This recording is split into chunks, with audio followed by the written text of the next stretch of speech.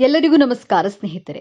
ಯಶಸ್ಸಿನ ಶಿಖರವನ್ನೇರಲು ತಮ್ಮದೇ ಆದ ದಾರಿಯನ್ನ ನಿರ್ಮಿಸಿಕೊಳ್ಳುವ, ನೋವನ್ನೆಲ್ಲ ನುಂಗಿಕೊಂಡು ನಗುವ ಬೀರುವ ಶಿಸ್ತಿನ ಸಿಪಾಯಿಯಂತೆ ಕಾಣುವ, ಆದರೆ ಹೃದಯದಲ್ಲಿ ಪ್ರೀತಿಯ ಮಹಾಸಾಗರವನ್ನೇ ಬಚ್ಚಿಟ್ಕೊಂಡಿರುವ ವ್ಯಕ್ತಿಗಳೇ ಮಕರ ರಾಶಿಯವರು.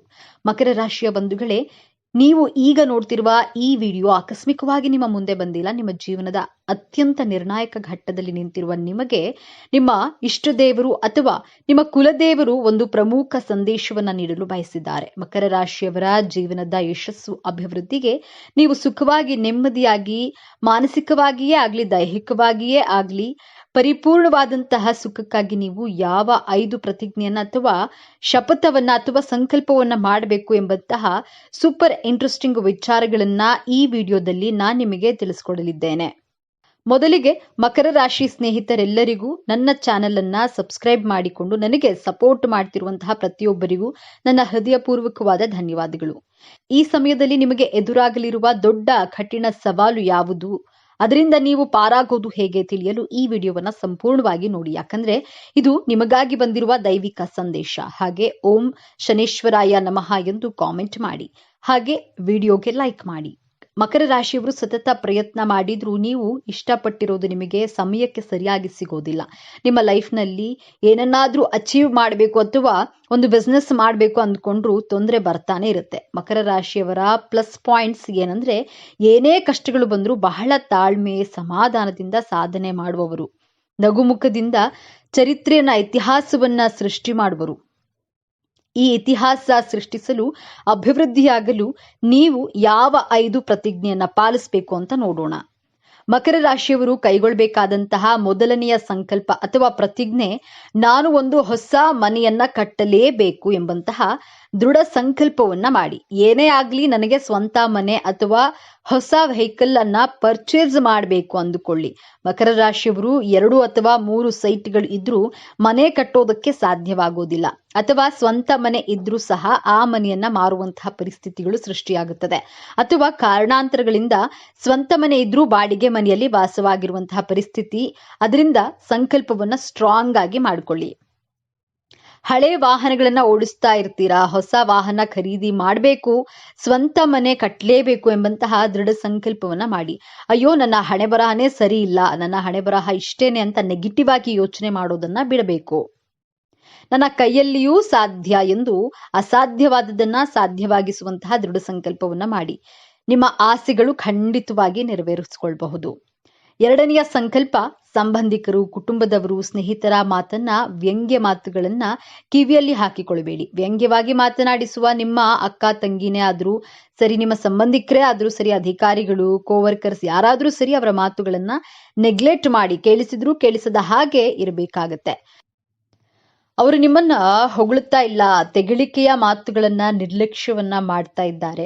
ನಿನಗೆ ವಯಸ್ಸಾಗ್ತಿದೆ, ಏನ್ ಸಾಧನೆ ಮಾಡಿಲ್ಲ ಅಂತ ಹೇಳಿದ್ರು ತಲೆ ಕೆಡಿಸ್ಕೊಳ್ಬೇಡಿ. ನಿಮ್ಮ ತಾಕತ್ತು, ನಿಮ್ಮ ಶಕ್ತಿ, ನಿಮ್ಮ ಸಾಮರ್ಥ್ಯ, ನಿಮ್ಮ ಟ್ಯಾಲೆಂಟ್ ಬಗ್ಗೆ ನಿಮಗೆ ಗೊತ್ತು, ಅವರಿಗೇನು ಗೊತ್ತಿರುತ್ತೆ ಅಲ್ವಾ. ಆದ್ದರಿಂದ ನಿಮ್ಮ ಸಾಮರ್ಥ್ಯದ ಮೇಲೆ ನಂಬಿಕೆಯನ್ನ ಇಟ್ಟು ಬೇರೆಯವರ ನಿರ್ಲಕ್ಷ್ಯದ ಮಾತುಗಳನ್ನ ಇಗ್ನೋರ್ ಮಾಡುವಂತಹ ಸಂಕಲ್ಪವನ್ನ ತೆಗೆದುಕೊಳ್ಬೇಕಾಗತ್ತೆ. ಹಾಲಿಗೆ ಒಂದೇ ಒಂದು ಹನಿ ಹುಳಿಯನ್ನ ಹಿಂಡಿದ್ರೆ ಸಾಕು, ಆ ಹಾಲು ಒಡೆದು ಹೋಗುತ್ತೆ.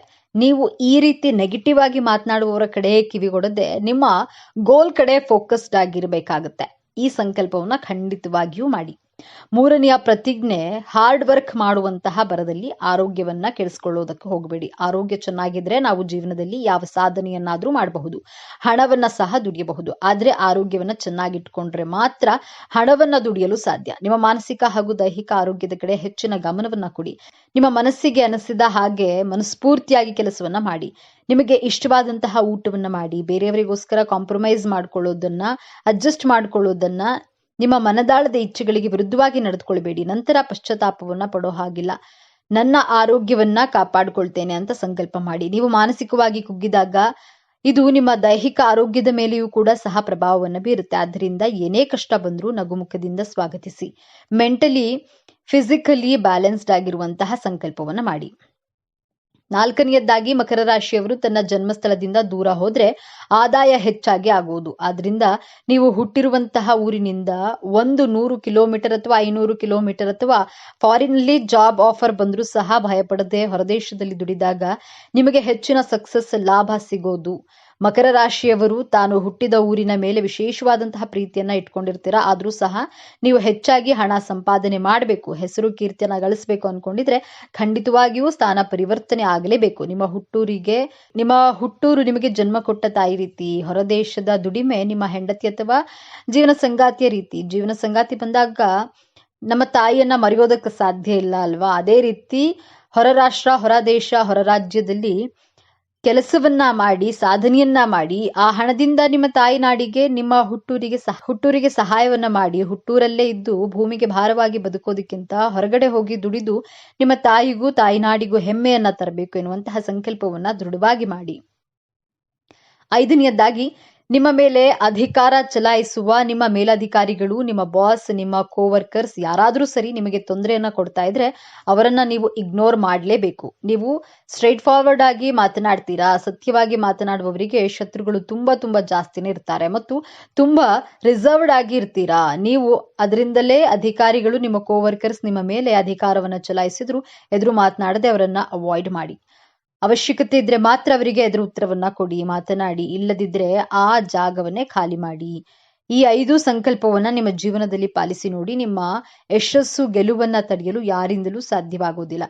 ನಾವು ಈ ಭೂಮಿ ಮೇಲೆ ಹುಟ್ಟಿದ ಮೇಲೆ ಏನನ್ನೂ ಮಾಡದೆ ಸಾಯಬಾರದು. ಏನನ್ನಾದ್ರೂ ನಮ್ಮದು ಅಂತ ಐಡೆಂಟಿಟಿ ಕ್ರಿಯೇಟ್ ಮಾಡಬೇಕು. ಹೆಸರು, ಕೀರ್ತಿ, ಸಾಧನೆಯನ್ನ ಮಾಡಿ ಇತಿಹಾಸವನ್ನ ಸೃಷ್ಟಿಸಿ ಸಾಯಬೇಕು. ಆಗಲೇ ಈ ಮಾನವನ ಜನ್ಮಕ್ಕೆ ಸಾರ್ಥಕತೆ ಸಿಗೋದು. ಈ ಸಾರ್ಥಕತೆಯ ಜೀವನ ನಿಮ್ಮದಾಗ್ಲಿ ಅಂತ ಆಶಿಸ್ತೇನೆ. ಹಾಗಾದ್ರೆ ಈ ದೊಡ್ಡ ಸಮಸ್ಯೆಯಿಂದ ಪಾರಾಗೋದು ಹೇಗೆ? ಯಶಸ್ಸನ್ನ ಶಾಶ್ವತವಾಗಿ ಉಳಿಸ್ಕೊಳ್ಳೋದು ಹೇಗೆ? ಪರಿಹಾರ ತುಂಬಾ ಸರಳವಾಗಿದೆ. ಆದ್ರೆ ಇದನ್ನ ನೀವು ಅತ್ಯಂತ ಶ್ರದ್ಧೆಯಿಂದ ಪಾಲಿಸಬೇಕು. ನಿಮ್ಮ ರಾಶ್ಯಾಧಿಪತಿ ಶನಿ ಮಹಾತ್ಮನು ಸೇವೆಯಿಂದ ಮಾತ್ರ ಸಂತುಷ್ಟನಾಗ್ತಾನೆ.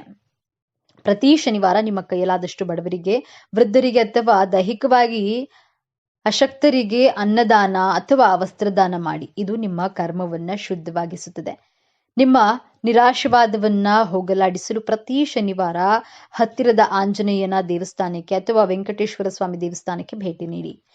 ಶನಿದೇವನಿಗೆ ಎಳ್ಳೆಣ್ಣೆ ದೀಪ ಹಚ್ಚಿ. ಇದು ನಿಮ್ಮ ಮನಸ್ಸಿನ ಅನುಮಾನಗಳನ್ನ ದೂರ ಮಾಡಿ ಸ್ಥಿರತೆಯನ್ನ ನೀಡುತ್ತದೆ. ನಿಮಗೆ ಸಣ್ಣ ಯಶಸ್ಸು ಸಿಕ್ಕಾಗ್ಲೂ ತಕ್ಷಣ ನಿಮ್ಮ ಇಷ್ಟ ದೇವರನ್ನ ಅಥವಾ ಕುಲದೇವರನ್ನ ಮನಸ್ಸಿನಲ್ಲಿ ಸ್ಮರಿಸಿ. ಇದೆಲ್ಲ ನಿನ್ನ ಕೃಪೆ ಎಂದು ಕೃತಜ್ಞತೆಯನ್ನ ಸಲ್ಲಿಸಿ.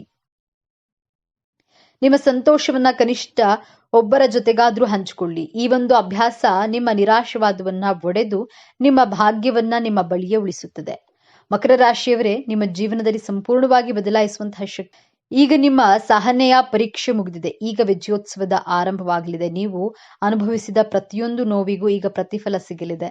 ನಿಮ್ಮ ಶ್ರಮದ ಕಣ್ಣೀರು ಈಗ ಆನಂದ ಬಾಷ್ಪವಾಗಿ ಬದಲಾಗುವ ಸಮಯ ಬಂದಿದೆ. ನೆನಪಿಡಿ, ಈ ವಿಡಿಯೋ ನಿಮಗೆ ತಲುಪಿದ್ದು ಆಕಸ್ಮಿಕವಲ್ಲ. ಇದು ನಿಮ್ಮ ಇಷ್ಟ ದೇವರು ನಿಮಗೆ ನೀಡುತ್ತಿರುವ ಸ್ಪಷ್ಟ ಸಂದೇಶ. ಈ ಅದ್ಭುತ ಸಮಯವನ್ನ ಸದುಪಯೋಗ ಪಡಿಸಿಕೊಳ್ಳಿ. ನಿಮ್ಮ ಜೀವನದ ಹೊಸ ಅಧ್ಯಾಯಕ್ಕೆ ತಯಾರಾಗಿರಿ. ನಿಮ್ಮ ನಂಬಿಕೆಯ ಸಂಕೇತವಾಗಿ ನಿಮ್ಮ ಜೀವನ ಬದಲಾಗಬೇಕು ಎನ್ನುವ ಸಂಕಲ್ಪದೊಂದಿಗೆ ತಪ್ಪದೆ ನಿಮ್ಮ ಕುಲದೇವರ ಅಥವಾ ನಿಮ್ಮ ಇಷ್ಟ ದೇವರ ಹೆಸರನ್ನ ಕಾಮೆಂಟ್ ಮಾಡಿ ಅಥವಾ ಜೈ ಶನಿದೇವ ಎಂದು ಬರೆಯಿರಿ. ಆದರೆ ನಿನ್ನ ವ್ಯಕ್ತಿತ್ವದ ಶಿಲ್ಪಿ ನೀನೆ. ವ್ಯಕ್ತಿತ್ವದ ಬೆಲೆ ಎಂದಿಗೂ ಕಳೆದುಕೊಳ್ಳಬೇಡ. ಕಾರಣ ನೀನು ವಿಶೇಷ, ನೀನು ಅದ್ಭುತ.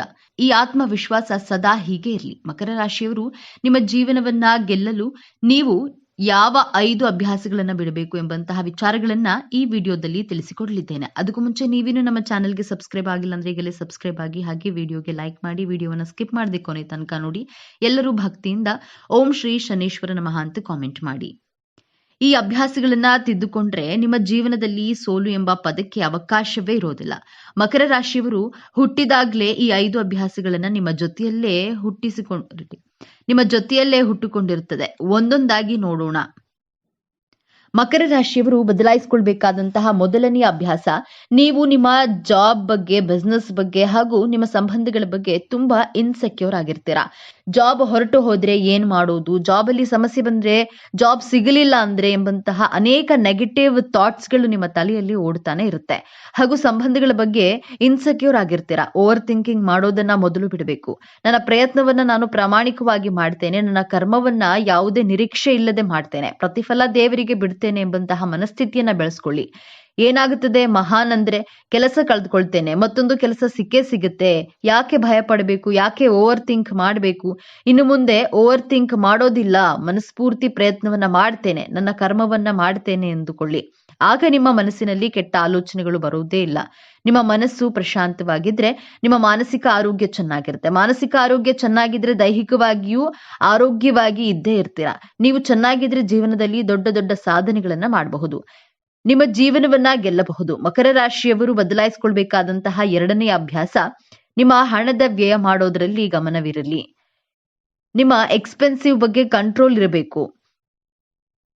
32ನೇ ವರ್ಷದವರೆಗೂ ನೀವು ಹಣವನ್ನ ಚೆನ್ನಾಗಿ ಖರ್ಚು ಮಾಡ್ತೀರಾ. 32ನೇ ವರ್ಷದ ನಂತರ ನಿಮ್ಮ ಖರ್ಚುಗಳ ಬಗ್ಗೆ ಹಿಡಿತವನ್ನ ಸಾಧಿಸಲು ಕಲಿಯುತ್ತೀರಾ. ಆದ್ರೆ ಮೊದಲಿನಿಂದಲೇ ಹಣಕಾಸಿನ ಉಳಿತಾಯದ ಬಗ್ಗೆ ಗಮನ ಹರಿಸಿದ್ರೆ ನೀವು ನಿಮ್ಮ ಜೀವನವನ್ನ ಗೆದ್ದೇ ಗೆಲ್ತೀರಾ.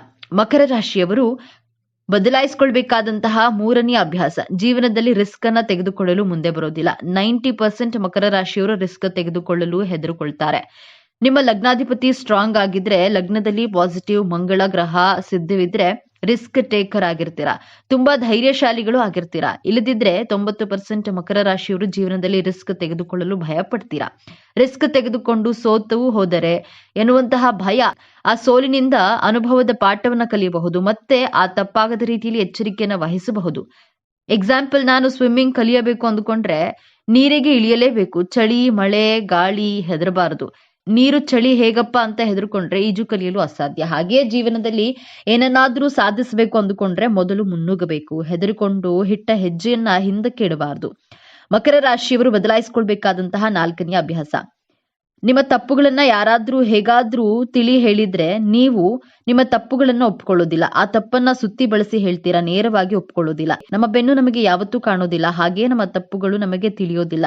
ನಿಮ್ಮ ಕುಟುಂಬದವರು, ನಿಮ್ಮ ತಾಯಿ, ತಂದೆ ಅಥವಾ ಆತ್ಮೀಯರು ಹೇಳಿದಾಗ ಆ ಒಂದು ಕ್ಷಣ ಮೌನವಾಗಿ ನಿಮ್ಮ ಮನಸ್ಸಿನಲ್ಲಿ ತರ್ಕಬದ್ಧವಾಗಿ, ಅಂದ್ರೆ ಲಾಜಿಕಲ್ ಆಗಿ ಥಿಂಕ್ ಮಾಡಿ, ತಪ್ಪಿದ್ರೆ ಹೌದು, ಮನುಷ್ಯ ಅಂದಮೇಲೆ ತಪ್ಪು ಮಾಡೋದು ಸಹಜ, ಅದನ್ನ ತಿದ್ದುಕೊಂಡು ಮುಂದೆ ತಪ್ಪು ಮರುಕಳಿಸದಂತೆ ಎಚ್ಚರಿಕೆಯನ್ನು ವಹಿಸಿದ್ರೆ ನಿಮ್ಮ ಜೀವನದಲ್ಲಿ ಕಷ್ಟ, ಅವಮಾನಗಳು, ದುಃಖ ಕಡಿಮೆಯಾಗಿ ಜೀವನದಲ್ಲಿ ಯಶಸ್ಸನ್ನ ಪಡೆಯುತ್ತೀರಾ.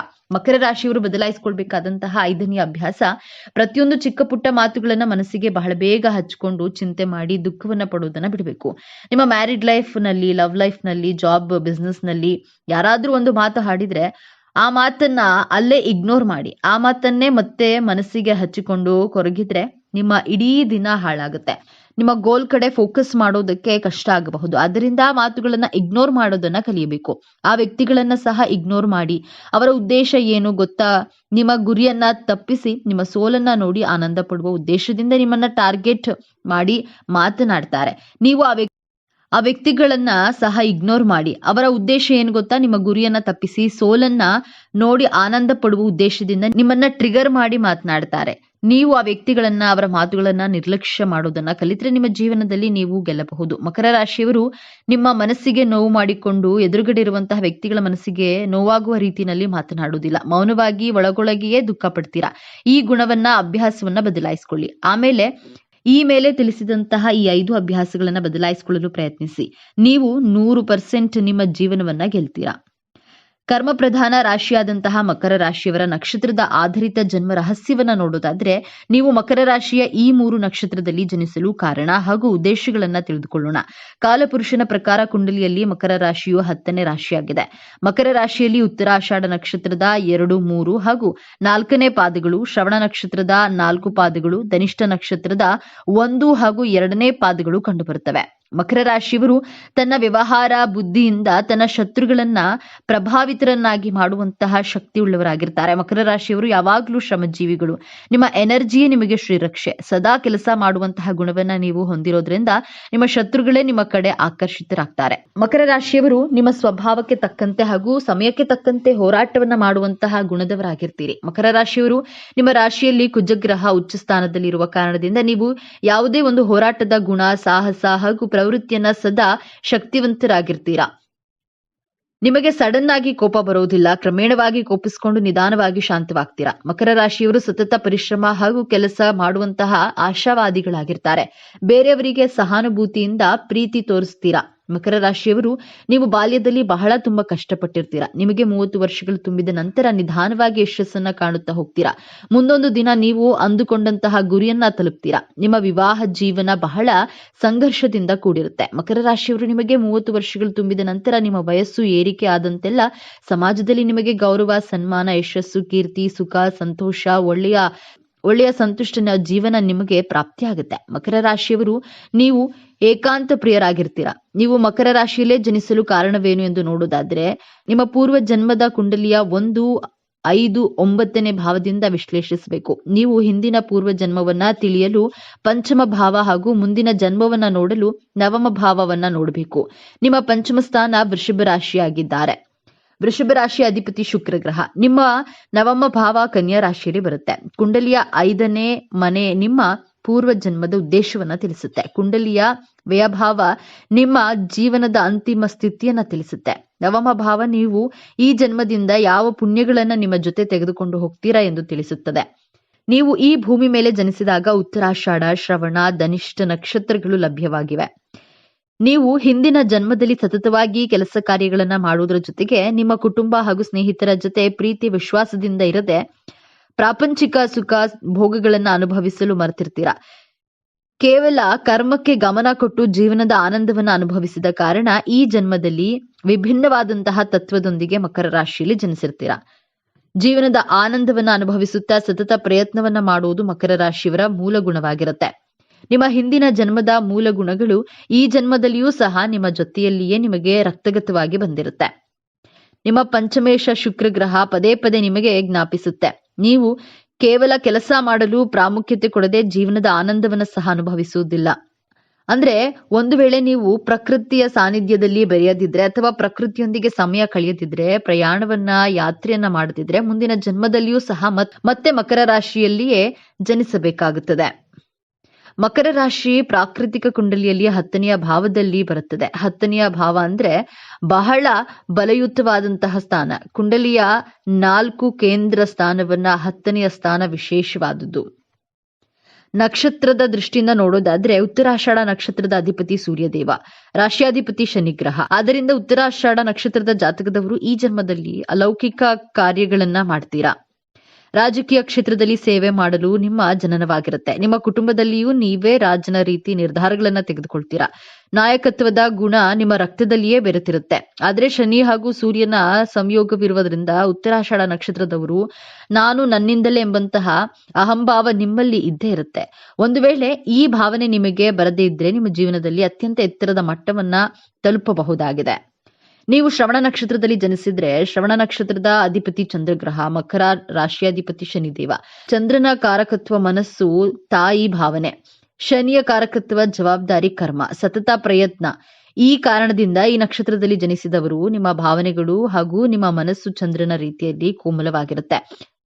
ಕೋಮಲ ಮನಸ್ಸಿನಿಂದ ಸತತವಾಗಿ ಯಾವುದೇ ಪ್ರಯತ್ನ ಮಾಡುವಂತಹ ಜವಾಬ್ದಾರಿಯನ್ನ ನಿಭಾಯಿಸಲು ನೀವು ಈ ನಕ್ಷತ್ರದಲ್ಲಿ ಜನಿಸಿರ್ತೀರಾ. ಆದ್ರೆ ನಿಮ್ಮ ಸುತ್ತಮುತ್ತಲಿನ ಜನರು ನಿಮ್ಮ ಮನಸ್ಸಿಗೆ ಬಹಳ ದುಃಖ ಕೊಡ್ತಾರೆ, ನಿಮ್ಮನ್ನ ಅರ್ಥ ಮಾಡ್ಕೊಳ್ಳೋದಿಲ್ಲ. ಆದ್ದರಿಂದ ಶ್ರವಣ ನಕ್ಷತ್ರದವರು ಬಹಳ ಬೇಗ ನಿರಾಶರಾಗ್ತೀರಾ.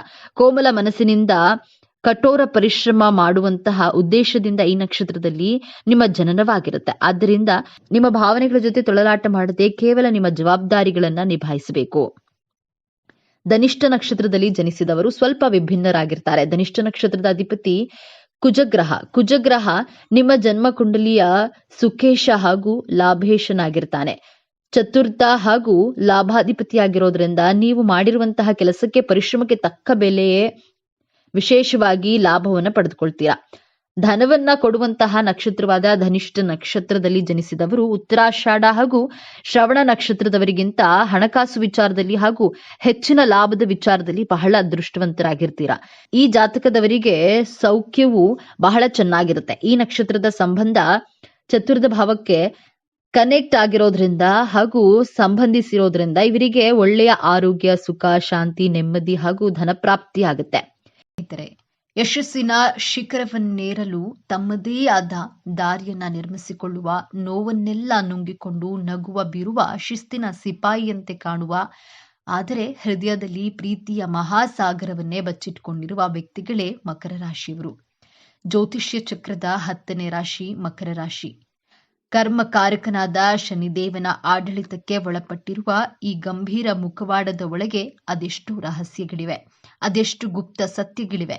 ನೀವು ಮಕರ ರಾಶಿಯವರಾಗಿದ್ರೆ ತಪ್ಪದೆ ಪೂರ್ತಿ ವಿಡಿಯೋ ನೋಡಿ ನಿಮ್ಮ ಜೀವನದ ಕೆಲವು ತಪ್ಪುಗಳನ್ನ ತಿಳಿದುಕೊಂಡು ಮುನ್ನಡೆಯುವ ಸಮಯವಿದು. ಅದಕ್ಕಿಂತ ಮೊದಲು ಜೈ ಶನಿದೇವ ಎಂದು ಕಾಮೆಂಟ್ ಮಾಡಿ. ಸ್ನೇಹಿತರೆ, ರಾಶಿ ಚಕ್ರದಲ್ಲೇ ಅತ್ಯಂತ ಶಿಸ್ತುಬದ್ಧ, ಜವಾಬ್ದಾರಿಯುತ ಮತ್ತು ಮಹತ್ವಾಕಾಂಕ್ಷೆಯ ರಾಶಿಯಾದ ಮಕರ ರಾಶಿಯ ಬಗ್ಗೆ ಇಂದು ನಾವು ಸಂಪೂರ್ಣವಾಗಿ ತಿಳಿದುಕೊಳ್ಳೋಣ. ಮಕರ ರಾಶಿ ಅಂದ್ರೆ ಕಷ್ಟದ ಜೀವನ ಎಂದು ತುಂಬಾ ಜನ ಭಾವಿಸಿದ್ದಾರೆ. ಶನಿಯ ಆಳ್ವಿಕೆಯಲ್ಲಿರುವ ಈ ರಾಶಿಯು ಸದಾ ಕಷ್ಟ ಎದುರಿಸಬಹುದು. ಆದ್ರೆ ಮಕರ ರಾಶಿಯ ಚಿಹ್ನೆ ಪರ್ವತವನ್ನ ಏರುವ ಮೇಕೆ. ಇದು ಕೇವಲ ಒಂದು ಚಿಹ್ನೆಯಲ್ಲ, ಮಕರ ರಾಶಿಯವರ ಜೀವನ ಮತ್ತು ವ್ಯಕ್ತಿತ್ವದ ಸಂಪೂರ್ಣ ಪ್ರತಿಬಿಂಬ. ಮೇಕೆಯಂತೆ ಅವರು ನಿಧಾನವಾಗಿ ಆದರೆ ಸ್ಥಿರವಾಗಿ ತಮ್ಮ ಗುರಿಯತ್ತ ಸಾಗುತ್ತಾರೆ. ಇವರ ಜೀವನದಲ್ಲಿ ಆತುರಕ್ಕೆ, ಆಡಂಬರಕ್ಕೆ ಜಾಗವಿಲ್ಲ. ಇವರ ನಡಿಗೆಯಲ್ಲಿ, ಮಾತಿನಲ್ಲಿ ಒಂದು ರೀತಿಯ ಗಾಂಭೀರ್ಯ ಮತ್ತು ಅಳತೆ ಇರುತ್ತದೆ. ಇವರು ಗುಂಪಿನಲ್ಲಿ ಪ್ರದರ್ಶನ ತೋರಲು ಇಷ್ಟಪಡುವುದಿಲ್ಲ. ಬದಲಾಗಿ ತೆರೆಮರೆಯಲ್ಲಿ ನಿಂತು ಎಲ್ಲವನ್ನ ನಿಯಂತ್ರಿಸಲು ಮತ್ತು ಕಾರ್ಯರೂಪಕ್ಕೆ ತರಲು ಬಯಸ್ತಾರೆ. ಅವರಲ್ಲಿರುವ ಸಹನೆ, ಶಿಸ್ತು ಮತ್ತು ಕಠಿಣ ಪರಿಶ್ರಮವೇ ಅವರನ್ನ ಯಶಸ್ಸಿನ ಉತ್ತುಂಗಕ್ಕೆ ಕೊಂಡೊಯ್ಯುತ್ತದೆ.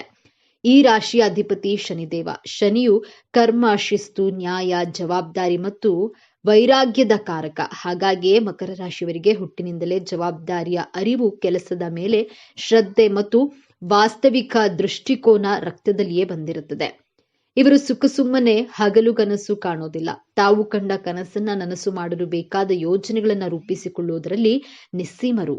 ಮೇಲ್ನೋಟಕ್ಕೆ ಇವರು ಬಹಳ ಗಂಭೀರ ಸ್ವಭಾವದವರು, ನಿರಾಸು ವ್ಯಕ್ತಿಗಳು ಮತ್ತು ಹಣದ ಹಿಂದೆ ಮಾತ್ರ ಹೋಗುವವರು ಎಂದು ಕಾಣಿಸಬಹುದು. ಇವರು ಯಾವಾಗಲೂ ಕೆಲಸ ಮತ್ತು ಜವಾಬ್ದಾರಿಗಳ ಬಗ್ಗೆ ಮಾತನಾಡ್ತಾರೆ. ಆದ್ರೆ ಇದು ಅವರ ದೌರ್ಬಲ್ಯವಲ್ಲ, ಅದು ಅವರ ಜೀವನದ ಗುರಿಯ ಸ್ಪಷ್ಟತೆ. ಅವರ ಮನಸ್ಸಿನಲ್ಲಿ ಸದಾ ಮುಂದಿನ ಹಂತದ ಯೋಜನೆಗಳೇ ಇರುತ್ತದೆ. ಚಿಕ್ಕ ಪುಟ್ಟ ಭಾವನಾತ್ಮಕ ವಿಷಯಗಳಿಗೆ ವಿನಾಕಾರಣ ಹರಟೆಗೆ ಇವರು ಹೆಚ್ಚು ಬೆಲೆ ಕೊಡುವುದಿಲ್ಲ. ಸಮಾಜದಲ್ಲಿ ಒಂದು ಗೌರವಾನ್ವಿತ ಸ್ಥಾನ, ಆರ್ಥಿಕ ಭದ್ರತೆ ಮತ್ತು ತಮ್ಮ ಕರ್ತವ್ಯವನ್ನ ಸರಿಯಾಗಿ ನಿಭಾಯಿಸುವುದೇ ಇವರ ಜೀವನದ ಪರಮ ಗುರಿ. ಸಾಮಾನ್ಯವಾಗಿ ಎಲ್ಲರೂ ಅಂದುಕೊಳ್ಳುವುದು ಮಕರ ರಾಶಿಯವರು ಕೇವಲ ಕೆಲಸ, ಹಣ ಮತ್ತು ಅಧಿಕಾರವನ್ನ ಬಯಸ್ತಾರೆ. ಅವರಿಗೆ ಪ್ರೀತಿ, ಪ್ರೇಮ, ಭಾವನೆಗಳಿಲ್ಲ ಎಂದು. ಆದ್ರೆ ಇಲ್ಲಿದೆ ನೋಡಿ ಮೊದಲ ತಿರುವು. ಮಕರ ರಾಶಿಯವರು ಅತ್ಯಂತ ಆಳವಾದ ಪ್ರೀತಿಯನ್ನ ಮತ್ತು ಕಾಳಜಿಯನ್ನ ಹೊಂದಿರುವ ವ್ಯಕ್ತಿಗಳು. ಹೌದು, ನೀವು ಕೇಳಿದ್ದು ಸರಿ. ತಮ್ಮ ಗಂಭೀರ ಮತ್ತು ಕಠಿಣ ಮುಖವಾಡದ ಹಿಂದೆ ಅವರು ತಮ್ಮ ಕುಟುಂಬದ ಮತ್ತು ಪ್ರೀತಿ ಪಾತ್ರರ ಬಗ್ಗೆ ಅಪಾರವಾದ ವಾತ್ಸಲ್ಯವನ್ನ ಬಚ್ಚಿಟ್ಕೊಂಡಿರ್ತಾರೆ. ಇವರು ತಮ್ಮ ಪ್ರೀತಿಯನ್ನ ಸಿಂಹ ರಾಶಿಯವರಂತೆ ಆಡಂಬರದಿಂದ ತೋರಿಸಿಕೊಳ್ಳುವುದಿಲ್ಲ. ಬದಲಾಗಿ ತಮ್ಮವರ ಭವಿಷ್ಯವನ್ನ ಭದ್ರಪಡಿಸುವ ಮೂಲಕ, ಅವರಿಗೆ ಬೇಕಾದ ಎಲ್ಲಾ ಸೌಕರ್ಯಗಳನ್ನ ಒದಗಿಸುವ ಮೂಲಕ ಮತ್ತು ಕಷ್ಟಕಾಲದಲ್ಲಿ ಬಂಡೆಯಂತೆ ಅವರ ಜೊತೆ ನಿಲ್ಲುವ ಮೂಲಕ ತಮ್ಮ ಪ್ರೀತಿಯನ್ನ ವ್ಯಕ್ತಪಡಿಸ್ತಾರೆ. ಇವರ ಪ್ರೀತಿ ಮಾತಿಗಿಂತ ಕೃತಿಯಲ್ಲಿ ವ್ಯಕ್ತವಾಗುತ್ತದೆ. ಮಕರ ರಾಶಿಯವರು ಅತ್ಯುತ್ತಮ ಮತ್ತು ನಂಬಿಕಸ್ಥ ಸ್ನೇಹಿತರು. ಇವರು ಸುಲಭವಾಗಿ ಎಲ್ಲರನ್ನ ಸ್ನೇಹಿತರನ್ನಾಗಿ ಮಾಡಿಕೊಳ್ಳುವುದಿಲ್ಲ. ಆದ್ರೆ ಒಮ್ಮೆ ಸ್ನೇಹಿತರಾದ್ರೆ ಜೀವನ ಪರ್ಯಂತ ಆ ಸ್ನೇಹವನ್ನ ಉಳಿಸ್ಕೊಳ್ತಾರೆ. ತಮ್ಮ ಸ್ನೇಹಿತರಿಗೆ ಪ್ರಾಯೋಗಿಕ ಸಲಹೆಗಳನ್ನ ನೀಡೋದ್ರಲ್ಲಿ ಮತ್ತು ಕಷ್ಟದ ಸಮಯದಲ್ಲಿ ದಾರಿ ತೋರೋದ್ರಲ್ಲಿ ಇವರು ಎತ್ತಿದ ಕೈ. ಪ್ರೀತಿ ತೋರಿಸುವ ವಿಚಾರದಲ್ಲಿ ಇವರು ವಾಸ್ತವವಾದಿಗಳು. ತಮ್ಮ ಸಂಗಾತಿಗೆ ಚಂದ್ರ ತಾರೆಗಳನ್ನ ತಂದುಕೊಡುವ ಸುಳ್ಳು ಭರವಸೆಯನ್ನ ನೀಡೋದಿಲ್ಲ. ಬದಲಾಗಿ ಒಂದು ಸುರಕ್ಷಿತ ಮತ್ತು ಸುಭದ್ರವಾದ ಜೀವನವನ್ನ ನೀಡುವ ಭರವಸೆಯನ್ನ ನೀಡ್ತಾರೆ ಮತ್ತು ಅದನ್ನ ಈಡೇರಿಸ್ತಾರೆ. ಇವರಿಗೆ ಬದ್ಧತೆ ಅಂದ್ರೆ ಪವಿತ್ರವಾದದ್ದು. ವೃತ್ತಿ ಜೀವನಕ್ಕೆ ಬಂದರೆ ಮಕರ ರಾಶಿಯವರು ಹುಟ್ಟು ನಿರ್ವಾಹಕರು ಮತ್ತು ಅತ್ಯುತ್ತಮವಾದ ಯೋಜನಾ ಕೌಶಲ್ಯವನ್ನ ಹೊಂದಿರ್ತಾರೆ. ಆಡಳಿತ ನಿರ್ವಹಣೆ, ಹಣಕಾಸು, ಕಾನೂನು, ರಾಜಕೀಯ ನಿರ್ಮಾಣ ಮತ್ತು ಯಾವುದೇ ರೀತಿಯ ವ್ಯವಸ್ಥಿತವಾದ ಕೆಲಸಗಳಲ್ಲಿ ಇವರು ಉನ್ನತ ಸ್ಥಾನವನ್ನ ತಲುಪ್ತಾರೆ. ಶಿಸ್ತು ಮತ್ತು ಸಮಯ ಪ್ರಜ್ಞೆ ಇವರ ಯಶಸ್ಸಿನ ಮೂಲಮಂತ್ರ. ಹಣಕಾಸಿನ ವಿಚಾರದಲ್ಲಿ ಇವರು ಬಹಳ ಜಾಗರೂಕರು ಮತ್ತು ಶಿಸ್ತಿನಿಂದ ಇರ್ತಾರೆ. ಇವರು ದುಂದುವೆಚ್ಚ ಮಾಡುವುದನ್ನ ದ್ವೇಷಿಸ್ತಾರೆ. ಪ್ರತಿಯೊಂದು ರೂಪಾಯಿಯ ಮೌಲ್ಯವನ್ನ ಇವರು ಅರಿತಿರ್ತಾರೆ. ಉಳಿತಾಯ, ಹೂಡಿಕೆ ಮತ್ತು ಸಂಪತ್ತಿನ ನಿರ್ಮಾಣದಲ್ಲಿ ಇವರು ನಿಪುಣರು. ಐಷಾರಾಮಿ ಜೀವನಕ್ಕಿಂತ ಭದ್ರವಾದ ಭವಿಷ್ಯಕ್ಕೆ ಇವರು ಹೆಚ್ಚು ಮಹತ್ವವನ್ನ ನೀಡ್ತಾರೆ. ಪ್ರೀತಿಯ ವಿಷಯದಲ್ಲಿ ಮಕರ ರಾಶಿಯವರದ್ದು ಸ್ಥಿರವಾದ ದಾರಿ. ಇವರು ಸುಲಭವಾಗಿ ಪ್ರೀತಿಯಲ್ಲಿ ಬೀಳೋದಿಲ್ಲ, ಆದರೆ ಒಮ್ಮೆ ಬಿದ್ದರೆ ಆ ಸಂಬಂಧಕ್ಕೆ ಸಂಪೂರ್ಣವಾಗಿ ಬದ್ಧರಾಗಿರ್ತಾರೆ. ಇವರ ಪ್ರೀತಿ ಶಾಂತ ನದಿಯಂತೆ ಆಳ ಮತ್ತು ಗಂಭೀರ. ಆದ್ರೆ ಇಲ್ಲಿದೆ ನೋಡಿ ಎರಡನೇ ತಿರುವು. ಇವರ ಕೆಲಸವೇ ಜೀವನ ಎನ್ನುವ ಸ್ವಭಾವ ಮತ್ತು ಭಾವನೆಗಳನ್ನ ವ್ಯಕ್ತಪಡಿಸಲು ಹಿಂಜರಿಯುವುದು ಕೆಲವೊಮ್ಮೆ ಸಂಬಂಧಗಳಲ್ಲಿ ಅಂತರವನ್ನ ಮೂಡಿಸಬಹುದು. ಇವರು ಯಾವಾಗಲೂ ತಮ್ಮ ಸಂಗಾತಿಯಿಂದ ಜವಾಬ್ದಾರಿಯುತ ನಡವಳಿಕೆಯನ್ನ ನಿರೀಕ್ಷಿಸ್ತಾರೆ. ಸಂಗಾತಿ ತಮ್ಮನ್ನ ಅರ್ಥ ಮಾಡಿಕೊಳ್ಬೇಕು ಎಂದು ಬಯಸ್ತಾರೆಯೇ ಹೊರತು ತಾವೇನು ಬಯಸ್ತೇವೆ ಎಂಬುದನ್ನ ನೇರವಾಗಿ ಹೇಳೋದಿಲ್ಲ. ಇವರ ಮೊಂಡತನ ಮತ್ತು ಕೆಲವೊಮ್ಮೆ ನಿರಾಶವಾದಿ ಧೋರಣೆ ಸಂಗಾತಿಗೆ ಬೇಸರ ತರಿಸಬಹುದು. ತಮ್ಮ ಕೆಲಸದ ಒತ್ತಡವನ್ನ ಬದಿಗಿಟ್ಟು ಸಂಗಾತಿಯ ಭಾವನೆಗಳಿಗೆ ಸಮಯ ಕೊಡುವ ಗುಣವನ್ನ ಬೆಳೆಸಿಕೊಂಡ್ರೆ ಇವರ ಪ್ರೇಮ ಜೀವನವು ಸುಭದ್ರವಾಗಿರುತ್ತೆ. ಮಕರ ರಾಶಿಯವರಿಗೆ ದೌರ್ಬಲ್ಯಗಳೇ ಇರೋದಿಲ್ಲವೇ ಎಂದು ನೋಡೋದಾದ್ರೆ ಖಂಡಿತ ಇವೆ. ವಾಸ್ತವವಾಗಿ ಇವರ ದೊಡ್ಡ ಶಕ್ತಿಯೇ ಕೆಲವೊಮ್ಮೆ ದೊಡ್ಡ ದೌರ್ಬಲ್ಯವಾಗುತ್ತದೆ. ಅತಿಯಾದ ಮೊಂಡತನ, ತಾವು ನಂಬಿದ್ದೇ ಸರಿ, ತಾವು ಹಿಡಿದ ದಾರಿಯೇ ಸರಿ ಎಂದು ವಾದಿಸುತ್ತಾರೆ. ಬದಲಾವಣೆಗೆ ಹೊಂದಿಕೊಳ್ಳುವುದು ಇವರಿಗೆ ಕಷ್ಟ. ನಿರಾಶವಾದ ಎಲ್ಲಾ ವಿಷಯಗಳನ್ನ ಕೆಟ್ಟದ್ದನ್ನೇ ಮೊದಲು ಯೋಚಿಸುವ ಸ್ವಭಾವ ಇವರದ್ದು. ಇದರಿಂದಾಗಿ ಒಳ್ಳೆಯ ಅವಕಾಶಗಳನ್ನು ಕಳೆದುಕೊಳ್ಳುವ ಸಾಧ್ಯತೆ ಇರುತ್ತದೆ. ಕ್ಷಮಿಸದಿರುವುದು, ತಮಗೆ ಯಾರಾದ್ರೂ ದ್ರೋಹ ಮಾಡಿದ್ರೆ ಅದನ್ನ ಇವರು ಸುಲಭವಾಗಿ ಮರೆಯೋದಿಲ್ಲ ಮತ್ತು ಕ್ಷಮಿಸೋದಿಲ್ಲ. ಭಾವನೆಗಳನ್ನ ವ್ಯಕ್ತಪಡಿಸದಿರುವುದು, ತಮ್ಮ ನೋವು, ಪ್ರೀತಿ ಯಾವುದನ್ನೂ ಹೊರಗೆ ತೋರಿಸಿಕೊಳ್ಳುವುದಿಲ್ಲ. ಇದರಿಂದಾಗಿ ಇವರನ್ನ ಅರ್ಥ ಮಾಡಿಕೊಳ್ಳುವುದು ಕಷ್ಟವಾಗುತ್ತೆ. ಮಕರ ರಾಶಿಯವರು ಸಾಮಾನ್ಯವಾಗಿ ಶಿಸ್ತಿನ ಜೀವನ ಶೈಲಿಯಿಂದ ಉತ್ತಮ ಆರೋಗ್ಯವನ್ನ ಹೊಂದಿರ್ತಾರೆ. ಆದ್ರೆ ಇವರಿಗೆ ಮುಖ್ಯವಾಗಿ ಕಾಡುವ ಸಮಸ್ಯೆಗಳು ಮೂಳೆ, ಹಲ್ಲು, ಮೊಣಕಾಲು ಮತ್ತು ಚರ್ಮಕ್ಕೆ ಸಂಬಂಧಿಸಿದ್ದು. ಶನಿಯು ದೇಹದ ಚೌಕಟ್ಟನಾದ ಮೂಳೆಗಳನ್ನ ಪ್ರತಿನಿಧಿಸ್ತಾನೆ. ಅತಿಯಾದ ಕೆಲಸದ ಒತ್ತಡ ಮತ್ತು ಮಾನಸಿಕ ಚಿಂತೆ ಇವರ ಕೀಲುಗಳ ಮೇಲೆ, ವಿಶೇಷವಾಗಿ ಮೊಣಕಾಲಿನ ಮೇಲೆ ಪರಿಣಾಮವನ್ನ ಬೀರಬಹುದು. ಇವರು ತಮ್ಮ ಆಹಾರದಲ್ಲಿ ಕ್ಯಾಲ್ಸಿಯಂ ಯುಕ್ತ ಪದಾರ್ಥಗಳನ್ನು ಸೇವಿಸುವುದು ಮತ್ತು ನಿಯಮಿತವಾಗಿ ವ್ಯಾಯಾಮ ಮಾಡುವುದು ಅತ್ಯಗತ್ಯ. ಬನ್ನಿ ಈಗ ಮಕರ ರಾಶಿಯವರ ಜೀವನದ ಅಂತಿಮ ಮತ್ತು ಅತ್ಯಂತ ದೊಡ್ಡ ತಿರುವಿನ ಬಗ್ಗೆ ಮಾತನಾಡೋಣ. ಶನಿಯ ಆಳ್ವಿಕೆಯಲ್ಲಿರುವ ಇವರು ಜೀವನವನ್ನ ಒಂದು ಕರ್ತವ್ಯ ಮತ್ತು ಜವಾಬ್ದಾರಿ ಎಂದು ಭಾವಿಸ್ತಾರೆ. ಆದ್ರೆ ಜೀವನವು ಇವರಿಗೆ ಒಂದು ಪ್ರಮುಖ ಪಾಠವನ್ನ ಕಲಿಸಲು ಬಯಸುತ್ತೆ. ಅದುವೇ ಸಮತೋಲನ. ಇವರ ಜೀವನದ ದೊಡ್ಡ ಸವಾಲೇ ತಮ್ಮ ವೃತ್ತಿ ಮತ್ತು ವೈಯಕ್ತಿಕ ಜೀವನದ ನಡುವೆ ಸಮತೋಲನವನ್ನ ಕಂಡುಕೊಳ್ಳುವುದು. ಇವರ ಜೀವನದ ಹೋರಾಟ ಹಣ ಸಂಪಾದಿಸೋದ್ರಲ್ಲಾಗ್ಲಿ, ಉನ್ನತ ಸ್ಥಾನಕ್ಕೆ ಏರುವುದಾಗ್ಲಿ ಇರೋದಿಲ್ಲ. ಬದಲಾಗಿ ತಮ್ಮೊಳಗಿನ ಭಾವನೆಗಳನ್ನ ಅರ್ಥ ಮಾಡಿಕೊಂಡು ಅದನ್ನ ತಮ್ಮ ಪ್ರೀತಿ ಪಾತ್ರರೊಂದಿಗೆ ಹಂಚಿಕೊಳ್ಳುವುದರಲ್ಲಿ ಇರುತ್ತದೆ. ಯಾವಾಗ ಇವರು ಯಶಸ್ಸಿನ ಜೊತೆಗೆ ಜೀವನದ ಸಣ್ಣ ಪುಟ್ಟ ಸಂತೋಷಗಳನ್ನ ಆನಂದಿಸಲು ಕಲಿಯುತ್ತಾರೋ, ಯಾವಾಗ ತಮ್ಮ ಕಠಿಣ ಮುಖವಾಡವನ್ನ ಕಳಚಿಟ್ಟು ಮನಬಿಚ್ಚಿ ನಗುತ್ತಾರೋ, ಅವಾಗ್ಲೇ ಇವರ ಜೀವನ ಪರಿಪೂರ್ಣವಾಗುತ್ತದೆ. ಜೀವನದ ಯಶಸ್ಸೆಂದ್ರೆ ಕೇವಲ ಗುರಿ ತಲುಪೋದಲ್ಲ, ಆ ಪಯಣವನ್ನ ಆನಂದಿಸೋದು ಎಂಬುದನ್ನ ಅರಿತಾಗ ಇವರು ಜಗತ್ತಿನ ನಿಜವಾದ ಸಂತೋಷವನ್ನ ಕಾಣ್ತಾರೆ. ಮಕರ ರಾಶಿಯವರು ತಮ್ಮ ಜೀವನವನ್ನ ಇನ್ನಷ್ಟು ಉತ್ತಮಪಡಿಸಿಕೊಳ್ಳಲು ಕೆಲವು ಸಲಹೆಗಳು ಹೀಗಿವೆ. ಹೊಂದಿಕೊಳ್ಳೋದನ್ನ ಕಲಿಯಿರಿ. ಯಾವಾಗಲೂ ನಿಮ್ಮ ದಾರಿಯೇ ಸರಿ ಎಂದು ಭಾವಿಸಬೇಡಿ. ಇತರರ ಸಲಹೆಗಳಿಗೂ ಕಿವಿಗೊಡಿ. ಭಾವನೆಗಳನ್ನ ಹಂಚಿಕೊಳ್ಳಿ. ನಿಮ್ಮ ನೋವು, ನಲಿವುಗಳನ್ನ ನಿಮ್ಮ ಸಂಗಾತಿ ಮತ್ತು ಸ್ನೇಹಿತರೊಂದಿಗೆ ಹಂಚಿಕೊಳ್ಳಿ. ಅದು ನಿಮ್ಮ ಮನಸ್ಸನ್ನ ಹಗುರಗೊಳಿಸುತ್ತದೆ. ವಿಶ್ರಾಂತಿ ತೆಗೆದುಕೊಳ್ಳಿ. ಕೆಲಸದ ಮಧ್ಯೆ ವಿರಾಮ ತೆಗೆದುಕೊಳ್ಳಿ. ಕುಟುಂಬದೊಂದಿಗೆ ಸಮಯ ಕಳೆಯಿರಿ. ಶನಿದೇವನ ಆರಾಧನೆ, ಪ್ರತಿ ಶನಿವಾರ ಶನಿದೇವನಿಗೆ ಎಳ್ಳೆಣ್ಣೆ ದೀಪವನ್ನ ಹಚ್ಚೋದ್ರಿಂದ ಮತ್ತು ಓಂ ಶನೇಶ್ವರಾಯ ನಮಃ ಅಂತ ಮಂತ್ರವನ್ನ ಪಠಿಸೋದ್ರಿಂದ ಮನಸ್ಸಿಗೆ ಸ್ಥಿರತೆ ಮತ್ತು ಧನಾತ್ಮಕ ಶಕ್ತಿ ಲಭಿಸುತ್ತದೆ. ಹಾಗಾದ್ರೆ ಮಕರ ರಾಶಿ ಅಂದ್ರೆ ಕೇವಲ ಕೆಲಸ, ಶಿಸ್ತು, ಮೊಂಡುತನ ಅಲ್ಲ. ಅವರೊಳಗಿನ ಒಂದು ಬಂಡೆಯಂತಹ ಸ್ಥಿರವಾದ ಪ್ರೀತಿ ಇದೆ. ಜವಾಬ್ದಾರಿಯನ್ನು ಹೊರುವ ಅದ್ಭುತ ಶಕ್ತಿ ಇದೆ ಮತ್ತು ಎಲ್ಲದಕ್ಕಿಂತ ಹೆಚ್ಚಾಗಿ ಶೂನ್ಯದಿಂದ ಶಿಖರಕ್ಕೇರುವ ಅಸಾಧಾರಣ ಛಲವಿದೆ.